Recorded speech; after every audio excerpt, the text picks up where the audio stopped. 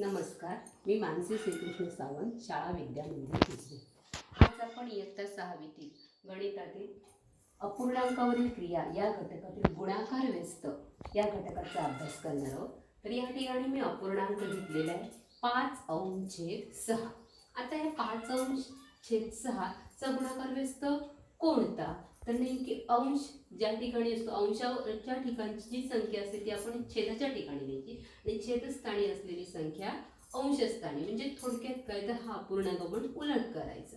तो उलट म्हणजे काय होणार आहे या ठिकाणी बघा, 6/5 म्हणजे 5/6 चा गुणाकार व्यस्त किती होणार आहे बघा, 6/5.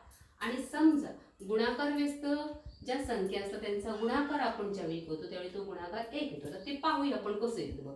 समजा 5/6 चा गुणाकार व्यस्त 6/5 आहे. आपण यांचा समजा गुणाकार केला तर काय उत्तर येते बघूया. एक उत्तर आलं पाहिजे हो ना.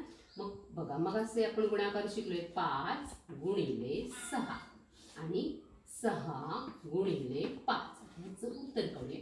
5×6 आणि 6×5 सुद्धा 30 आणि अंशही 30 आहे, छेदही 30 आहे. म्हणजे 30 ने 30 ला जर भागलं आपण तर त्याचं उत्तर किती येते? 1. म्हणजे या ठिकाणी या दोन गुणाकार व्यस्त संख्यांचा गुणाकार केला तर त्याचं उत्तर नेहमी काय येतं? 1. मग आपण अशाच आणखीन काहीतरी उदाहरण घेऊया. 7/9 चा गुणाकार व्यस्त